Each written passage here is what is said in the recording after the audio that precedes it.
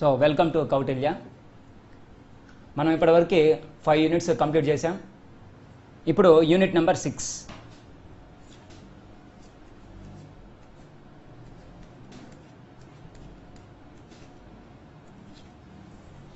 Unit number 6 ఏంటంటే ఇది articles.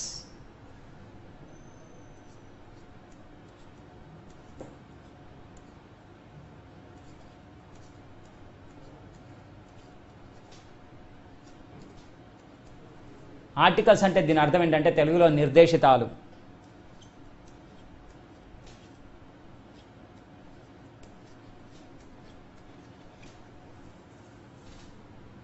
First point ఏంటంటే ఆర్టికల్స్ని మనం నౌన్స్ ముందు కానీ ప్రొనౌన్స్ ముందు కానీ రాసుకోవచ్చు. ముఖ్యంగా నౌన్స్ ముందు వీటిని ప్లేస్ చేస్తాం. అందుకే ఫస్ట్ పాయింట్ రాద్దాం. Articles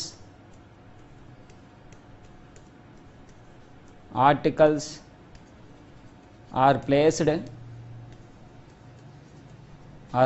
before nouns. సో ఇక్కడ మనం గుర్తుంచుకోవాల్సిన విషయం ఏంటంటే నౌన్స్ ముందు మనం ఆర్టికల్స్ని ప్లేస్ చేస్తాం. అసలు ఆర్టికల్స్ ఏమి ఉన్నాయి, ఎన్ని రకాలు ఉన్నాయి అనేది ఫస్ట్ ఒక అవగాహనగా చూద్దాం. సో ఇక్కడ రోమన్ నెంబర్ 1 ఆర్టికల్స్ మనకి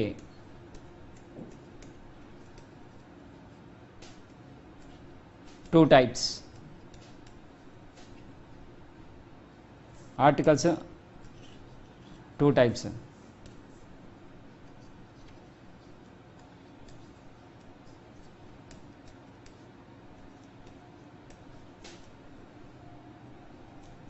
articles are of two types. Articles 2 రకాలు. అవేంటో చూద్దాం.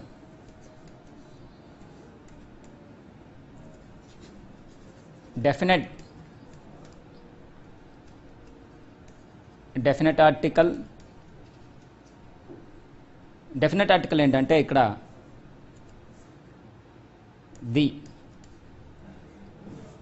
దీని మనం డెఫినెట్ ఆర్టికల్ అంటాం.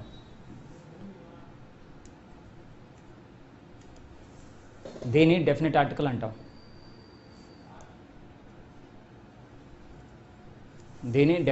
అంటాం. దీనికి మీనింగ్ ఏమొస్తుందంటే ఓన్లీ అని వస్తుంది. మీనింగ్ ది అంటే ఓన్లీ అని వస్తుంది. అంటే ఆ నౌన్కి ఏదో ఒక ప్రత్యేకత ఉన్నప్పుడు మాత్రమే, ఏదో ఒక రకంగా ఒక ప్రత్యేకత అనేది ఉండాలి. ఎందుకంటే ది అంటే మీనింగ్ ఓన్లీ అంటే మాత్రమే.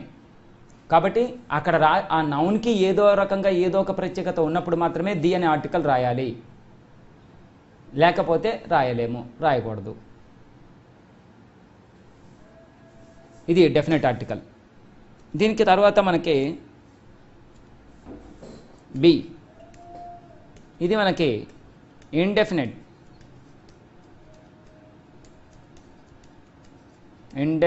ఆర్టికల్.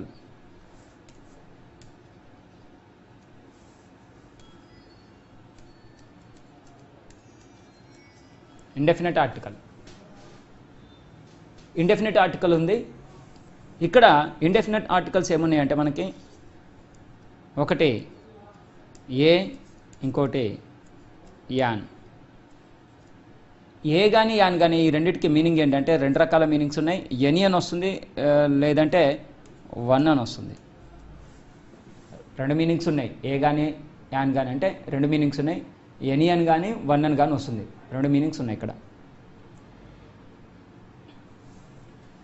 సో ఇంట్రొడక్షన్లో ఇప్పుడు మనం దీంట్లో దేని గురించి చెప్తామంటే ఆల్ఫాబెట్స్ గురించి చెప్తాం. మనం ఆల్ఫాబెట్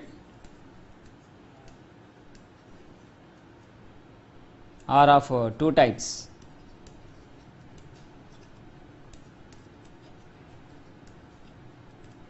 ఆల్ఫాబెట్స్ కూడా ఇక్కడ 2 రకాలు. అవేంటో చూద్దాం. Alphabet are of 2 types.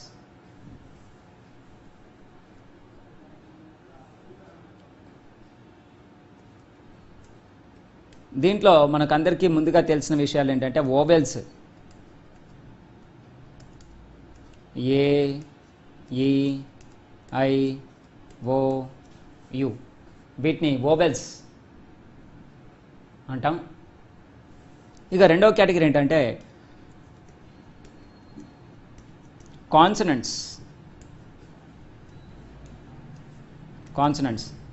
Consonants vowels స్పష్టంగా క్లియర్గా ఉన్నాయి, ఏ ఈ ఐ ఓ యు. మరి కాన్సనెంట్స్ ఏంటి? ఇక క్లియర్ అన్నట్టు ఇప్పుడు ఏంటంటే అదర్ దాన్ వోవెల్స్. వోవెల్స్ ఏంటో తెలుసు మనకి, ఏఈ ఐఓయు అని. ఇప్పుడు వోవెల్స్ కానివి అన్నీ కూడా కాన్సనెంట్స్. అంటే ఎగ్జాంపుల్,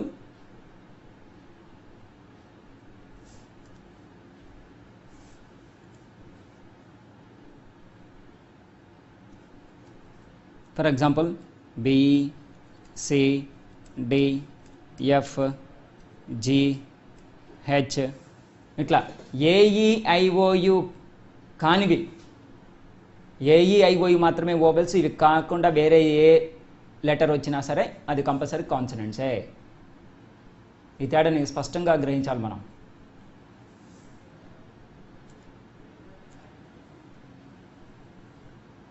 సో ముందుగా ఒక చిన్న అనాలిసిస్. పైన ఇంట్రడక్షన్ చూసాం. ఈ ఇంట్రడక్షన్ని ఉపయోగించి కొన్ని అంశాలని మనం ఇప్పుడు ప్రూవ్ చేద్దాం. అదేంటో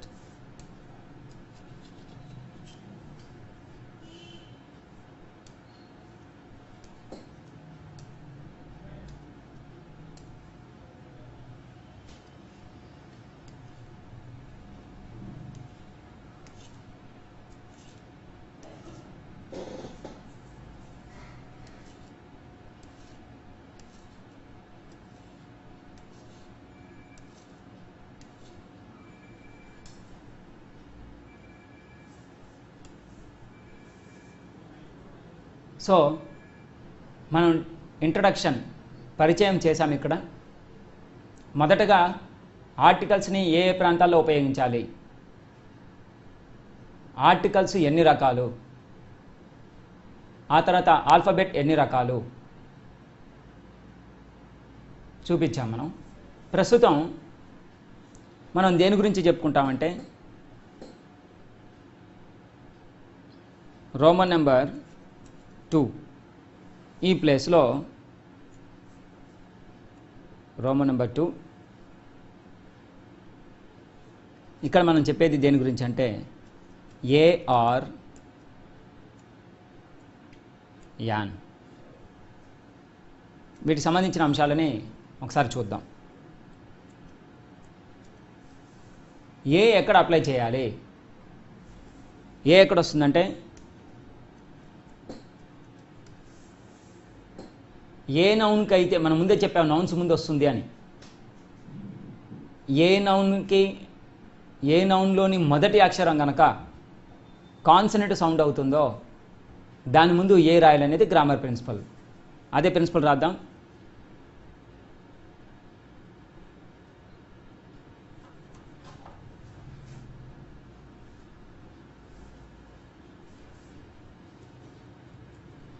బిఫోర్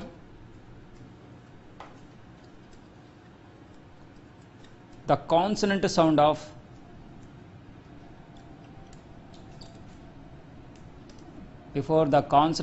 of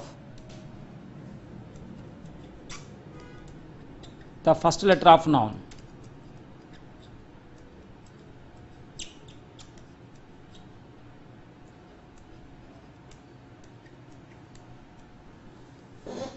ఏ ఎక్కడంటే ఉపయోగించేది నౌన్లోని మొదటి అక్షరం కనుక కాన్సనెంట్ సౌండ్ ఉండేటట్టయితే అప్పుడు ఏ రాయాలి.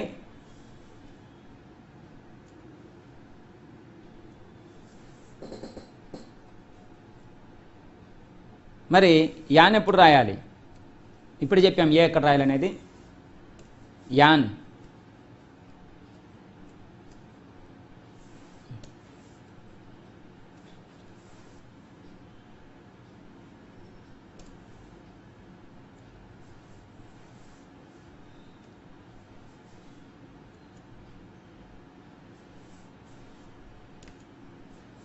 యాన్. యాన్ ఎక్కడ రాస్తామంటే before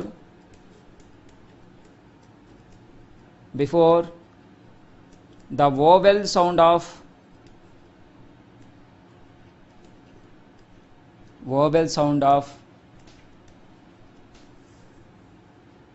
before the vowel sound of the first letter of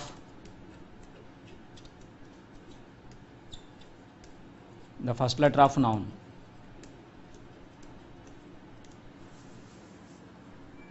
ఏ అనేది ఎక్కడ ఉపయోగిస్తామంటే before the consonant sound of the first letter of noun. An ఎక్కడ ఉపయోగిస్తామంటే before the vowel sound of first letter of noun. నౌన్లోని మొదటి అక్షరం కనుక వోవెల్ సౌండ్ అయితే అప్పుడు యాన్ ఉపయోగించాలి. నౌన్లోని మొదటి లెటరు సౌండ్ కనుక కాన్సనెంట్ అయితే ఏ ఉపయోగించాలి. ఈ అంశాన్ని గుర్తుపెట్టుకోవాలి. మనం చాలా క్లియర్గా ఎనాలిసిస్ ఇవ్వడం జరుగుతుంది, జాగ్రత్తగా అబ్జర్వ్ చేయండి. అయితే ఇక్కడ మనం గ్రహించాల్సిన విషయం ఏంటంటే సౌండ్ అని చెప్పాం, మనం లెటర్ అని చెప్పలేదు. దీనికోసం ఇక్కడ మనం ఒక ప్రూఫ్గా కొన్ని అంశాలను పరిశీలిద్దాం. ఏ ఎక్కడెక్కడ రాస్తామని చెప్పాం కదా, వాటిని పరిశీలిద్దాం ఒకసారి. ఏ mat, A cat, A dog, a pen. So ఇప్పుడు ఇక్కడ మనం అండర్లైన్ చేసినటువంటి యొక్క మొదటి అక్షరాలు ఏవైతే ఉన్నాయో ఇవన్నీ లెటర్సు కాన్సనెంట్సే, సౌండ్ కాన్సనెంటే. లెటరు సౌండ్ కాన్సనెంటే కాబట్టి 100% వీటికి ఇంకా ఏ రాయాల్సిందే.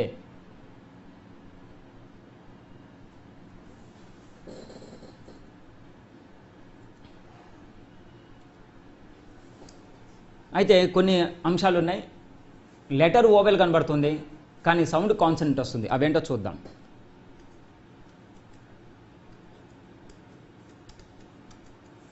ఏ unit,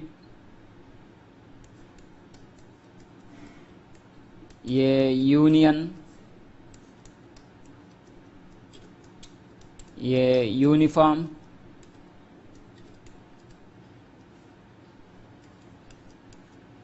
A unicorn, A university, A European,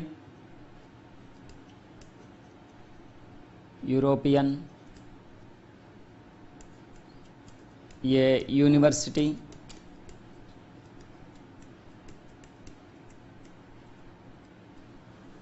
A unit, A union, a uniform, A unicorn, A European, A university. మరి ఇక్కడ కాస్త ఒక అంశాన్ని పరిశీలించాలి మనం. ఏంటి అంటే unit, union, uniform, unicorn, European, university.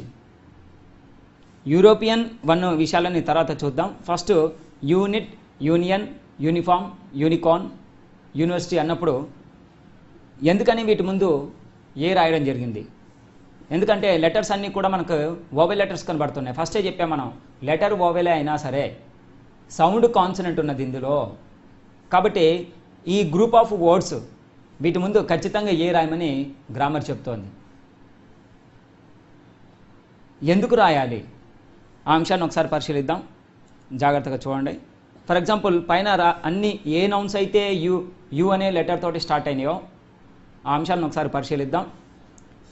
యాక్చువల్గా ఇది యు, దీని యొక్క సౌండ్ తెలుగులో మనం చూసినట్లయితే అది కరెక్ట్ అవుతుంది, యు. కానీ పైన రాసినటువంటి యొక్క అన్ని పదాల్లో యు యొక్క సౌండ్ ఏమొస్తుందంటే యు అని రావట్లేదు. దీని బదులుగా మనం ఉపయోగిస్తున్న సౌండ్ ఏంటంటే యు అని ఉపయోగిస్తున్నాం. మనం ఇది ఉపయోగిస్తున్నాం. యాక్చువల్ సౌండ్ ఇది కరెక్ట్, కానీ పైన దీన్ని ఉపయోగించట్లేదు, పైన యు అని ఉపయోగిస్తున్నాం. అంటే ఇంగ్లీష్ ఆల్ఫాబెట్లో యూకి సమానమైనటువంటి ఒక సౌండ్ ఉన్నది ఏంటంటే letter representation of that sound Y. So as per grammar principle ఈ వాటిలో రాసినటువంటి యొక్క అన్ని యూలు కూడా యు అని కాకుండా యు అనేటువంటి యొక్క కాన్సనెంట్ సౌండ్ వస్తుంది. కాబట్టి గ్రామర్ ఏమని చెప్తుందంటే ఈ వర్డ్స్ ముందు మాత్రం సౌండ్ కాన్సనెంట్, లెటర్ ఓవెల్ అయినా సరే సౌండ్ కాన్సనెంట్ వస్తుంది. కాబట్టి వీటి ముందు ఖచ్చితంగా ఏ ఉపయోగించాలని గ్రామర్ ప్రిన్సిపల్ చెప్తోంది.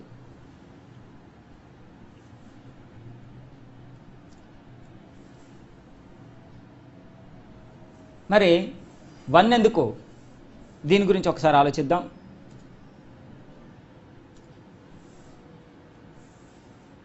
ఇక్కడ ఓ, దీని ఒరిజినల్ సౌండ్ ఏంటంటే ఓ, కానీ ఈ సౌండ్ మనం ఉపయోగించడం లేదు. ఒరిజినల్ సౌండ్ ఓనే, కానీ సౌండ్ ఓ అని ఉపయోగించడం లేదు మనం. దానికి బదులుగా ఏం ఉపయోగిస్తున్నామంటే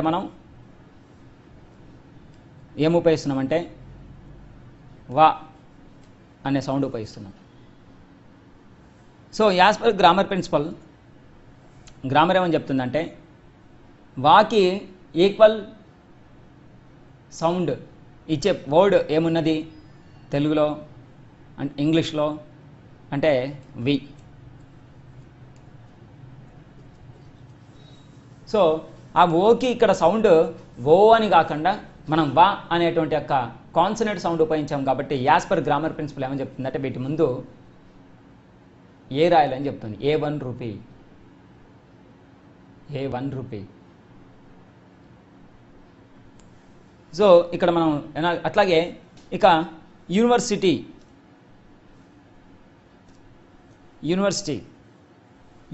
అన్నప్పుడు కూడా ఇదే ప్రిన్సిపల్ అప్లై అవుతుంది.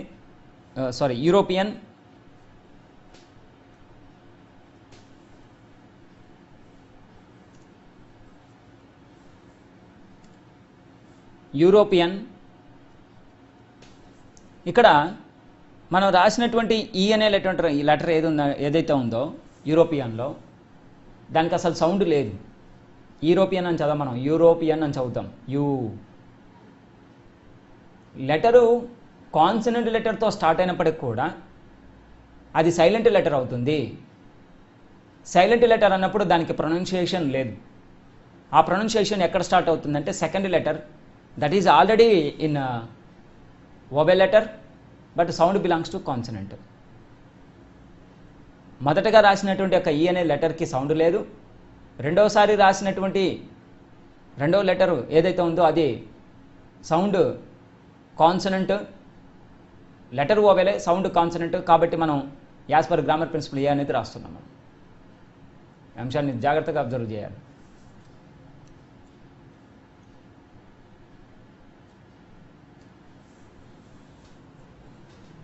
ఇక ఇప్పుడు యానికి సంబంధించిన అంశాలను ఒకసారి ప్రూవ్ చేద్దాం మనం.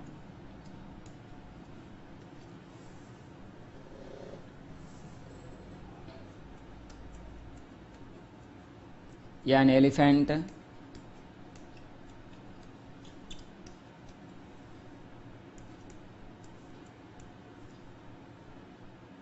An ant,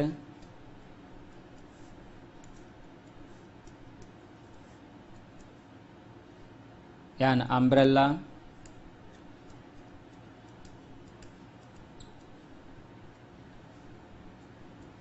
an umbrella,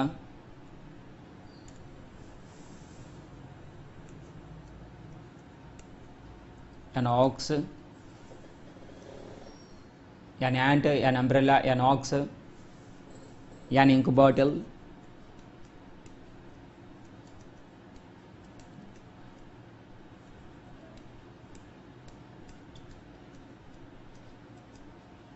an ink bottle. వీటిలోని మొదటి అక్షరాలన్నీ కూడా ink bottle, ox, umbrella, ant, ఆక్,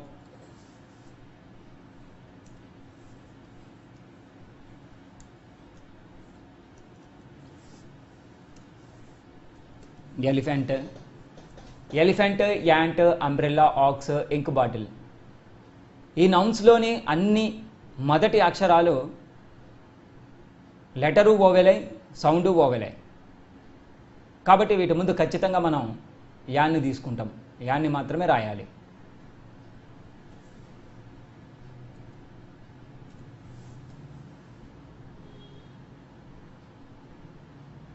అయినా సరే వీటికి కొన్ని ఎక్సెప్షన్స్ ఉన్నాయి. ఎందుకంటే ఇక్కడ రెండు అంశాలు సాటిస్ఫై అయినాయి కాబట్టి యాన్ రాయడంలో ఎటువంటి అభ్యంతరం లేదు, కన్ఫ్యూజన్ అనేది లేదు. మరి ఇప్పుడు చూడండి,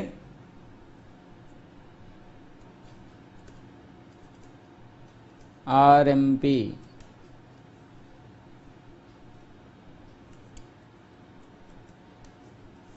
an RMP,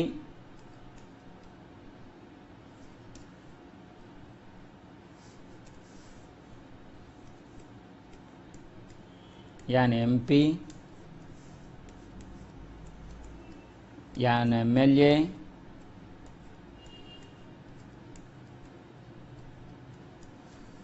an RMP, an MP, an MLA, RMP, MP, MLA,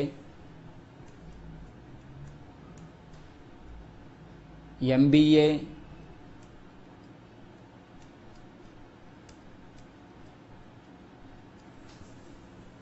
MBA,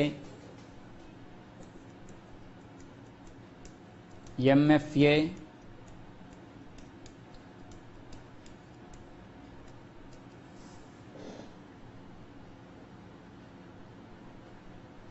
MP, MLA, MBA, MFA, MCA,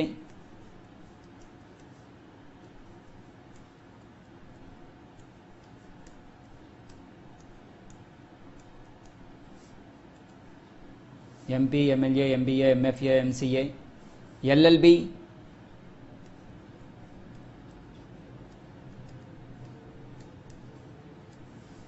LLB,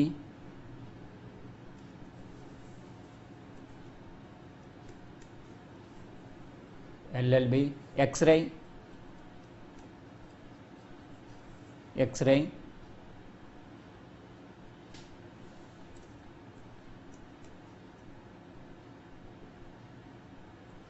ఈ వర్డ్స్. ఇవి కాక ఇంకొన్ని అంశాలు ఉన్నాయి, వాటిని కూడా జాగ్రత్తగా పరిశీలిద్దాం.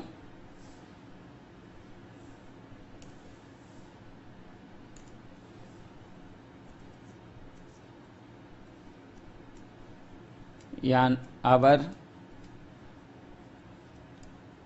An heir, an heiress, heiress,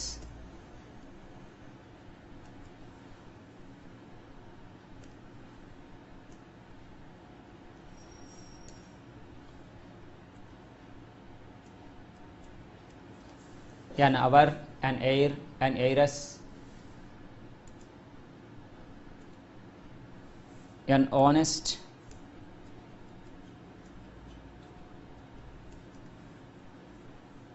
an honest, an honorable,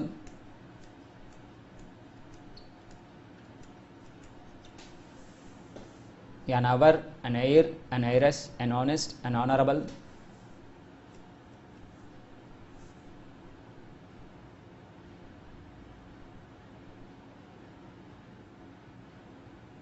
so hour, honest, honourable, heir, ఎయిరస్.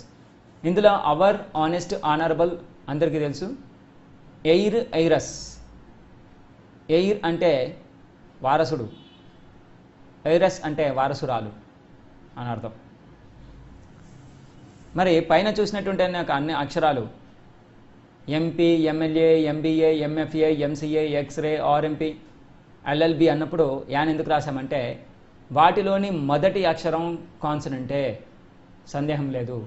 కానీ సౌండ్ వోవెల్, సౌండ్ వోవెల్ కాబట్టి వాటి ముందు యాన్ రాయమని గ్రామర్ చెప్తోంది. మరి ఈ రెండో కేటగిరీ మనం బ్లూ కలర్లో రాసాం ఇప్పుడు కొన్ని నౌన్స్ని. Hour, heir, heiress, honest, honourable. మరి వీటి ముందు ఎందుకు యాన్ ఉపయోగించాలి? అన్ని లెటర్స్ కాన్సనెంట్స్తో స్టార్ట్ అయినాయి, మరి ఎందుకు రాస్తున్నాం? లెటరు మొదటి అక్షరం కాన్సనెంట్ లెటరు కాన్సనెంట్ సౌండ్ అయితే ఏ రాయాలని చెప్పాం. కానీ లెటరు కాన్సనెంట్ కనిపిస్తోంది, కానీ వీటిలోని మొదటి అక్షరాలన్నీ మనం స్పష్టంగా గ్రహించాల్సిన విషయం ఏంటంటే ఇవన్నీ కూడా వీటిని సైలెంట్ లెటర్స్ అంటాం. అంటే వీటికి సౌండ్ అనేది లేదు. ఇప్పుడు మనం ఏవైతే రెడ్ మార్క్తో అండర్లైన్ చేసామో ఆ లెటర్స్కి సౌండ్ లేదు, అంటే ప్రొనౌన్సియేషన్ లేదు. ఆ ప్రొనౌన్సియేషన్ ఎక్కడ స్టార్ట్ అవుతుందంటే వాటిలోని రెండో లెటర్ నుంచి స్టార్ట్ అవుతుంది. For example hour, and our our అన్నప్పుడు హెచ్ అనేది సౌండ్ హా అని రావాలి, కానీ సౌండ్ ఇక్కడ హెచ్ఓయుఆర్లో ఏమొస్తుందంటే అవర్ అని వస్తుంది. అంటే ఆ అనే సౌండ్ ఆ రెండో లెటర్ ఓ కా నుంచి స్టార్ట్ అవుతుంది. కాబట్టి దానికి మనం ఎట్టి పరిస్థితుల్లో కూడా హెచ్ని ట్రీట్ చేయొద్దు, సౌండ్ ఉన్న లెటర్గా ట్రీట్ చేయొద్దు.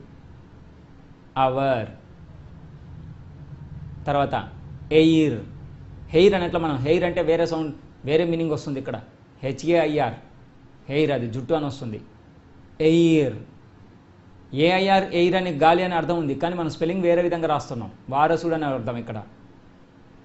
ఎయిర్, ఎయిరస్ వారసురాలు. కాబట్టి వీటిలోని మనం రెడ్ లైన్ తోటి అండర్లైన్ చేసినటువంటి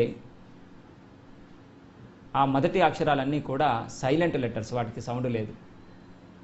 ఆ సౌండ్ రెండవ లెటర్ నుంచి స్టార్ట్ అవుతుంది. Honest, honourable. హానెస్ట్ అంటాం తప్పు, గుర్తుపెట్టుకోండి. ఆనెస్ట్. దీని మొత్తానికి ఏం రావాలంటే సౌండ్ ఆనెస్ట్.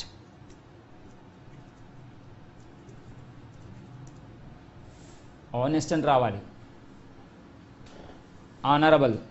చాలామంది మనం చూస్తాం సౌండ్ డిఫరెంట్గా ఇస్తారు. హానెస్ట్, హానెస్ట్ అంటుంటారు. హానెస్ట్ అనేది తప్పు, sound honest. Honourable, honourable.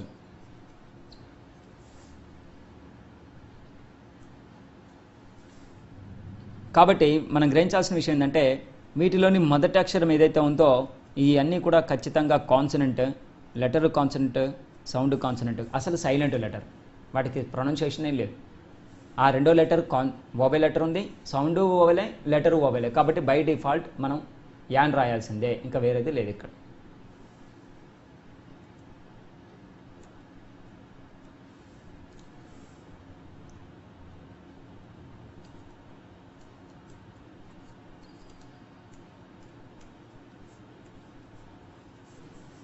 So ఇప్పుడు మనం చెప్పే విషయం ఏంటంటే ఏ మరియు యాన్ ఎక్కడెక్కడ రాయాలి, అంటే ఎటువంటి సందర్భంలో ఏ అండ్ యాన్ ఉపయోగించాలి, వీటి గురించి స్పష్టంగా ఒకసారి ఆలోచన చేద్దాం.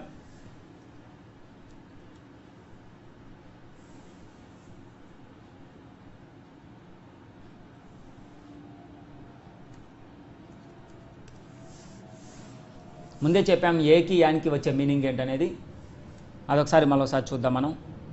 ఎనీ అని కానీ లేదంటే వన్ అని కానీ మీనింగ్ వస్తుంది. వాటి మీనింగ్ ఏ అండ్ యాన్ ఏ సందర్భంలో ఉపయోగించాలి, ఇది ప్రిన్సిపల్స్ తోటి సహా ఒకసారి చూద్దాం.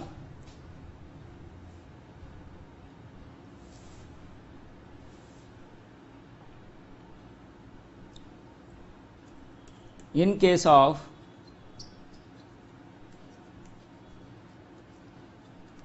exclamatory sentence,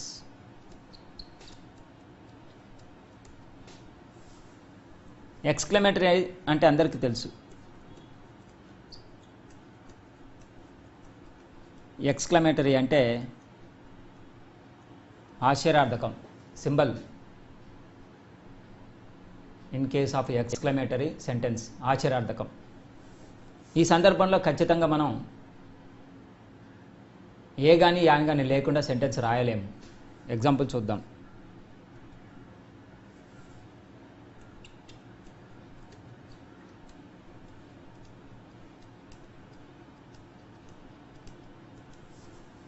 what an idea.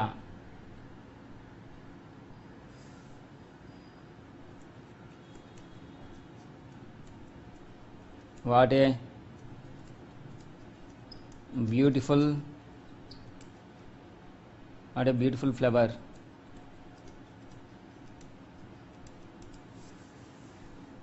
So మనం ఎప్పుడైతే సెంటెన్స్ చివరిలో ఈ ఎక్స్క్లమేటరీ సింబల్ ఆశ్చర్యార్థకమనే గుర్తును ఉపయోగిస్తామో ఏ కానీ యాన్ కానీ మనం ఖచ్చితంగా రాయాల్సి ఉంటుంది. లేకపోతే అది ఎక్స్క్లమేషన్ అంటే ఆశ్చర్యార్థకాన్ని వ్యక్తీకరించదు. ఇది first point. In case of exclamatory sentence we apply a or an. Second principle, in the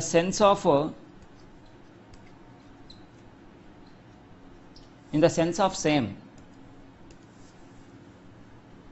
ఒకే రకమైన అనే అర్థంతో కూడా మనం ఆ సందర్భంలో ఒకే రకమైన అనే అర్థాన్ని ఉపయోగించే సందర్భంలో కూడా మనం ఏ కానీ యాన్ కానీ రాస్తాం. దీనికి example, birds of a feather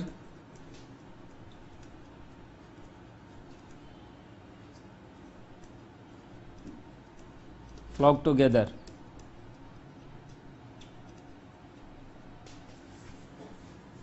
birds of a feather flock together అంటే దీని అర్థం ఏంటంటే ఒక గూటి పక్షులు ఒక చోట చేరతాయి. ఒక గూటి పక్షులు ఒక చోట చేరతాయి. సో మనం గ్రహించాల్సిన విషయం ఏంటంటే ఇక్కడ ఒకే రకమైన అనే మీనింగ్ ఉన్నది కాబట్టి ఏ కానీ యాన్ కానీ అప్లై చేయాల్సి ఉంటుంది మనం. ఇంకా మూడో అంశం,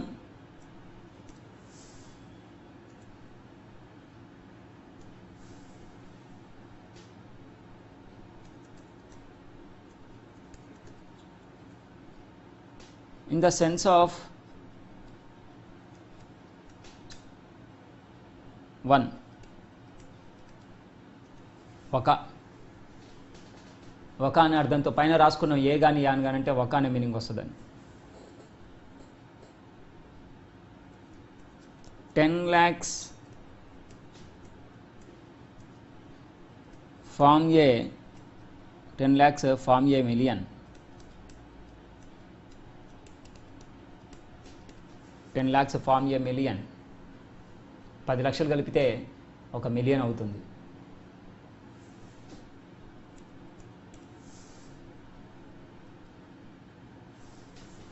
$10 lakhs form a million.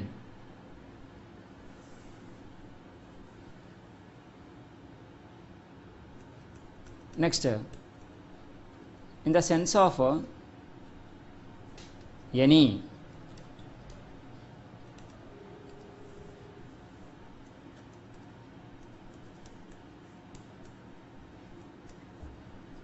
in the sense of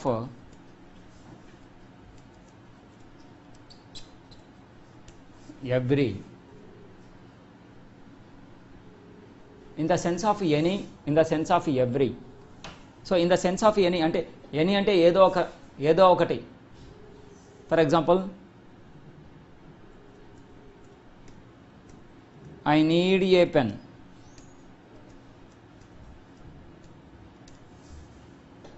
I need a pen అంటే ఇక్కడ ఏకి అర్థం ఏంటంటే ఏదో ఒక pen.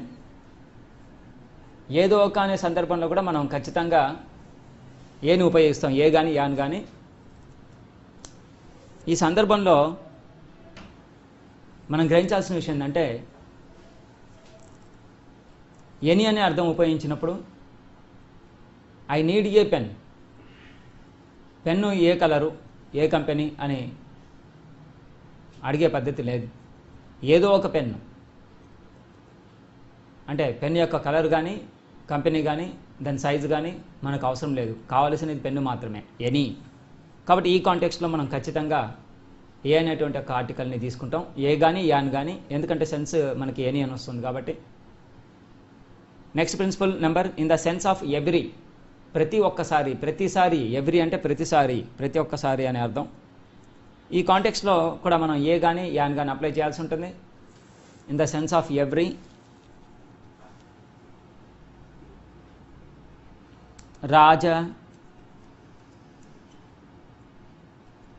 Raja earns 20,000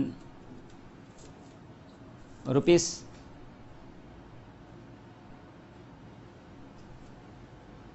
for a month.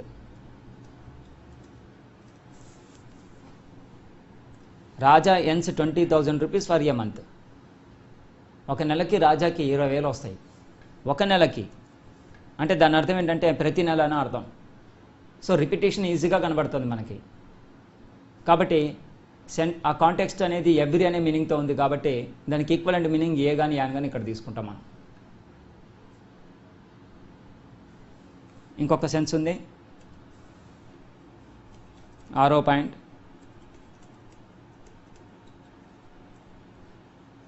The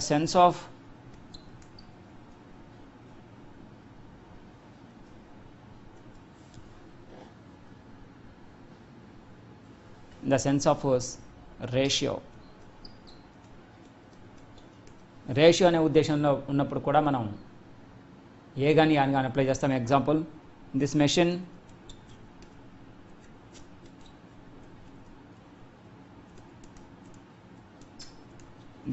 purifies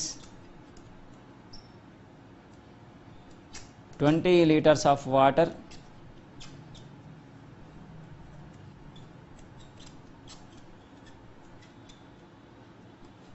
for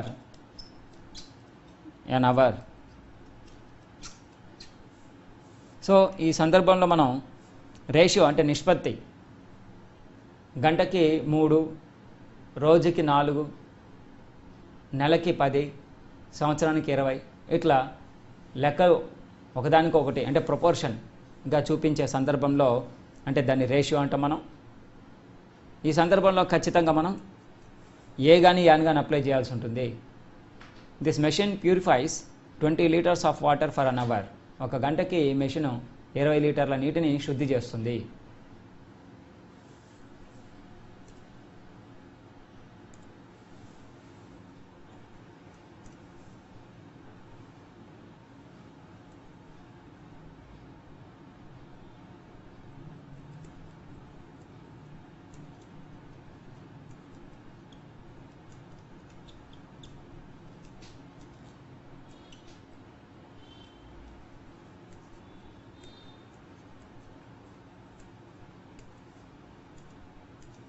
when the verb is used as a noun. ఒక వర్బ్ని కనుక మనం నౌన్గా ఉపయోగించే సందర్భం ఉంటే అప్పుడు కూడా మళ్ళీ మనం ఏ కానీ యాన్ కానీ రాయాలి. For example, I go for a walk daily. I go for a walk daily. ఇక్కడ వాక్ అనేది అసలైతే అది యాక్షన్ అసలైతే, కానీ ఆ యాక్షన్ని ఎప్పుడైతే మనం నౌన్గా ఉపయోగించాలనుకున్నామో అప్పుడు దాని ముందు ఏ పెట్టాలి. ఇంకొక ఎగ్జాంపుల్ చూద్దాం.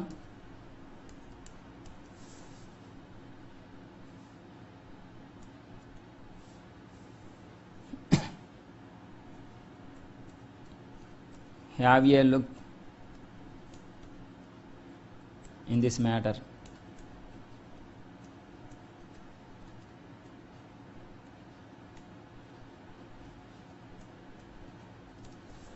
Have a look in this matter.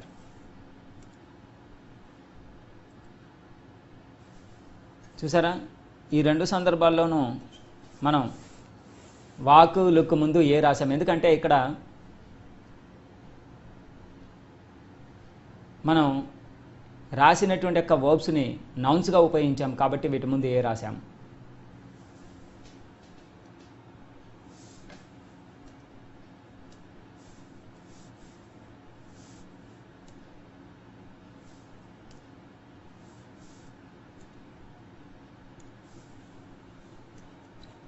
So ఇప్పుడు 8th point,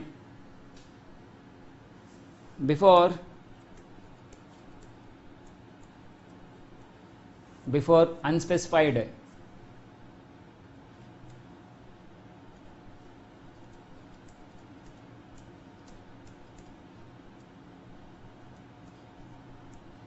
unspecified noun.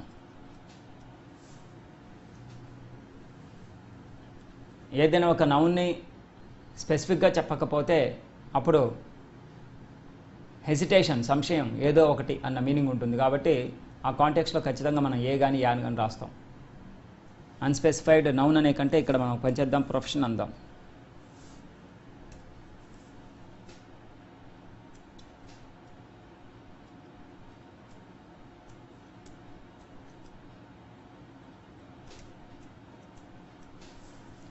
Before unspecified profession.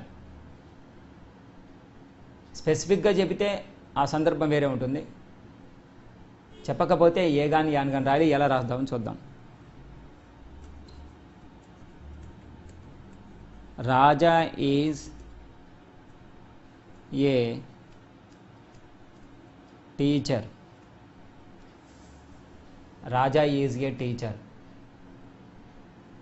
ఇక్కడ టీచర్ అని చెప్పాము కానీ ఏ సబ్జెక్టు టీచరు, ఏ స్కూల్లో టీచరు, డిగ్రీ కాలేజా, జూనియర్ కాలేజా, స్కూలా, అసలు ఏమీ చెప్పలేదు. అందుకే అన్న అన్స్పెసిఫైడ్ ప్రొఫెషన్. ఏ టీచరో తెలియదు, ఏ సబ్జెక్ట్ చెప్పేది తెలియదు, ఏ స్కూల్లో చెప్పేది తెలియదు, ఏ విధంగా కూడా అక్కడ ఒక ప్రత్యేకత అనేది లేదు. చాలామంది టీచర్లు ఉన్నారు, అందులో రాజా కూడా ఒకడు. మగవాళ్ళని కూడా టీచర్ అనొచ్చు, తప్పలేదు. టీచింగ్ చేసే వాళ్ళంతా టీచర్సే. డాక్టరు, యాక్టరు, లాయరు, టీచరు, ఆడవాళ్ళు ఉండొచ్చు, మగవాళ్ళు ఉండొచ్చు. వీటికి ఒక అనే అర్థంతో మనం ఏ అనేది ఉపయోగిస్తున్నాం, అన్స్పెసిఫైడ్ అన్నట్టు. ఇప్పుడు ఒకవేళ దీన్ని అన్స్పెసిఫైడ్ ప్రొఫెషన్ అని చెప్పాం మనం. For example, Raja is the teacher of Kautilya.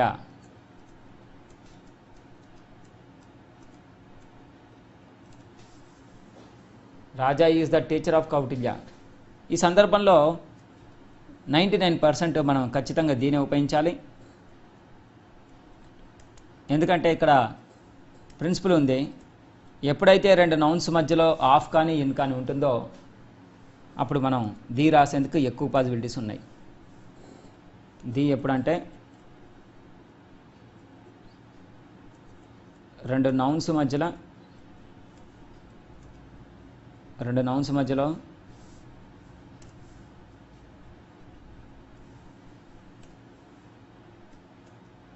ఎన్ కానీ ఆఫ్ కానీ, రెండు నౌన్స్ మధ్యలో ఎన్ కానీ ఆఫ్ కానీ ఉన్నప్పుడు మనం డి అనేది అప్లై చేస్తాం.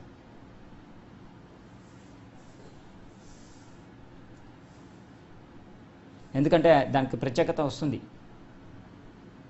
ఈ పై సందర్భం చూద్దాం ఒకసారి. రాజా ఈజ్ ఏ టీచర్. చాలామంది టీచర్స్ ఉన్నారు, అందులో రాజా కూడా ఒక. కాబట్టి మనం ఇక్కడ ఏ అనేది అప్లై చేసాం. Raja is the teacher of Kautilya అనేటువంటి ఒక స్కూల్లోనో లేకపోతే కాలేజీలోనో రాజా పనిచేస్తున్నాడు. కౌటిల్యలో పనిచేస్తున్నాడంటే ఇంకో చోట పనిచేస్తున్నాడని కాదు కదా అర్థం. అంటే ఇండైరెక్ట్గా ఇందులో మాత్రమే మీనింగ్ ఉంది, కౌటిల్యలో మాత్రమే చేస్తున్నట్టు. మాత్రమే చెప్పకపోయినా కౌటిల్యలో చేస్తున్నాడు అంటే దాని అర్థం కౌటిల్యకే ఎక్కువగా టైం ఇస్తున్నారు, ఇంకా వేరే చోట చేస్తున్నారు అనే మీనింగ్ ఇక్కడ రాకూడదు. కాబట్టి ఈ కాంటెక్స్లో మనం ది అనేది రాస్తాం. అందుకే ఇక్కడ ముందు ప్రిన్సిపల్ రాసాం. ది అనేది ఎప్పుడు వస్తుందంటే రెండు నౌన్స్ మధ్యలో ఎన్ కానీ ఆఫ్ కానీ ఉంటే మనం అప్పుడు ది రాస్తాం, ప్రత్యేకత ఉన్నట్టే.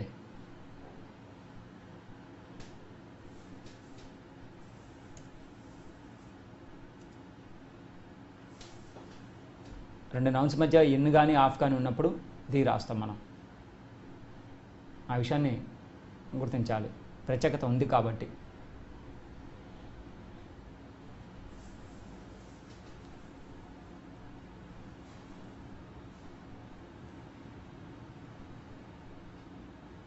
కొన్ని ప్రత్యేకమైన అంటే general illness, in case of general illness, ఈ పాయింట్ ఎన్నోదో చూసి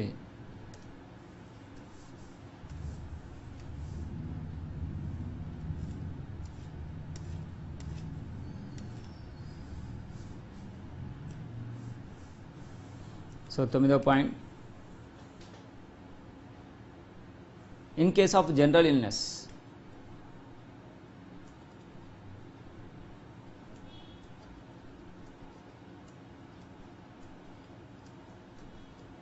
in case of general illness,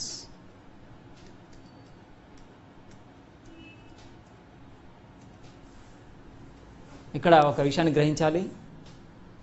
illness అసౌకర్యం, డిసీజ్కి ఇల్నెస్కి చాలా తేడా ఉంది.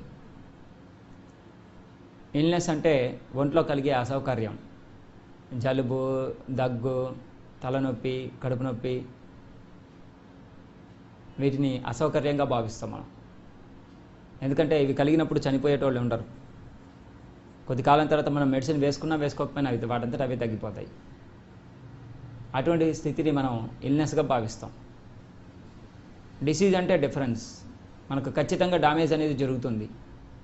మనం ఎప్పుడైతే టర్మ్ డిసీజ్ అనేది ఉపయోగిస్తామో దాని అర్థం ఏంటంటే ఏదో రకంగా డ్యామేజ్ అనేది ఖచ్చితంగా జరుగుతుంది. అయితేనే డిసీజ్ అనాలి అంటాం. డబ్బు పరంగా కానీ ఆరోగ్యపరంగా కానీ డ్యామేజ్ జరిగేటువంటి వాటిని మనం డిసీజ్గా భావిస్తాం. ఇల్నెస్ అంటే అసౌకర్యం అని అర్థం, రోగం అనే కాదు. So in case of general illness we apply a or an. దానికి ఎగ్జాంపుల్ చూద్దాం.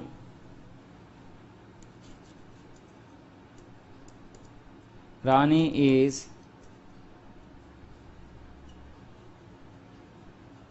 suffering from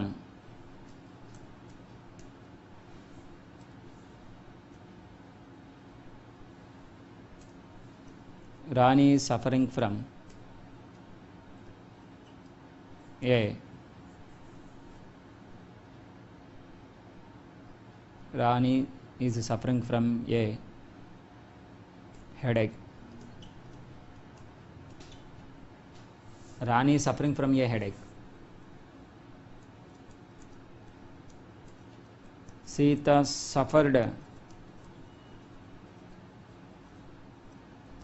suffered from a toothache.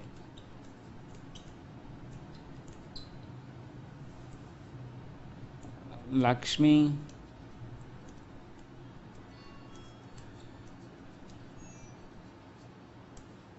suffers from an ulcer. Rani is suffering from a headache. Sita suffered from a toothache. Lakshmi suffers from an ulcer. So ఇవన్నీ illness కిందికి వస్తాయి. కాబట్టి వీటి ముందు మనం ఏ లేదా యాన్ని అప్లై చేస్తాం మనం.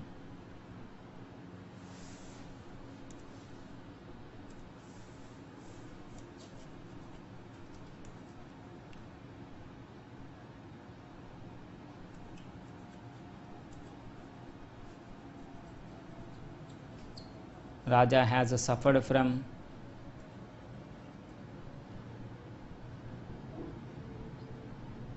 a Raja has suffered from a stomachache.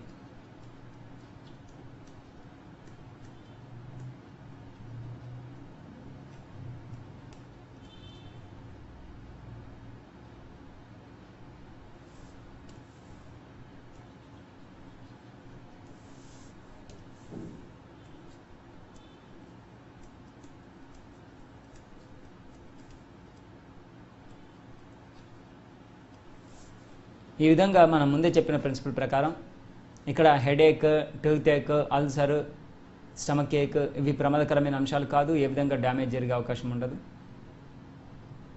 కాబట్టి ఈ కాంటెక్స్ట్లో వీటి ముందు ఏ కానీ యాన్ కానీ రాయొచ్చు. యాన్ అల్సర్ అని కూడా రాసాము మనం. అంశాన్ని బాగా గుర్తుంచుకోవాలి.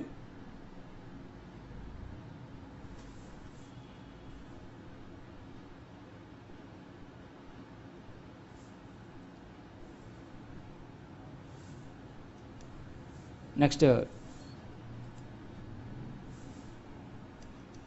10వ అంశం. ఇక్కడ మనం గ్రహించాల్సిన విషయం ఏంటంటే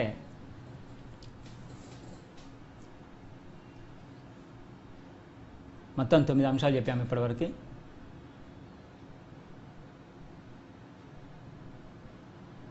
అన్స్పెసిఫైడ్ ప్రొఫెషన్ కూడా చూసాం.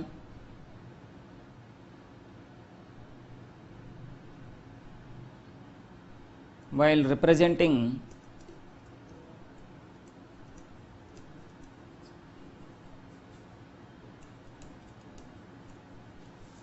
ఏ రేస్, ఇది చాలా ముఖ్యమైన అంశం, దీన్ని బాగా గుర్తుపెట్టుకోవాలి మనం.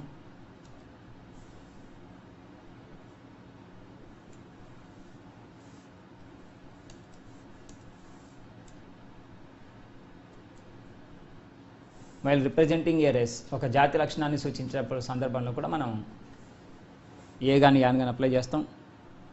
జాతి లక్షణం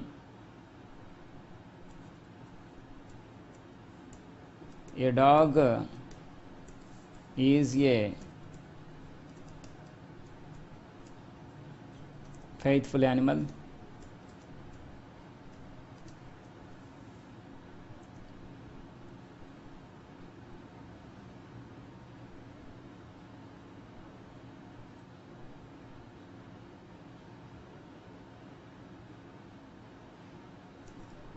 A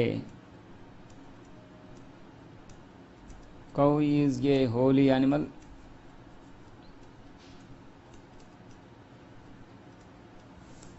A dog is a faithful animal.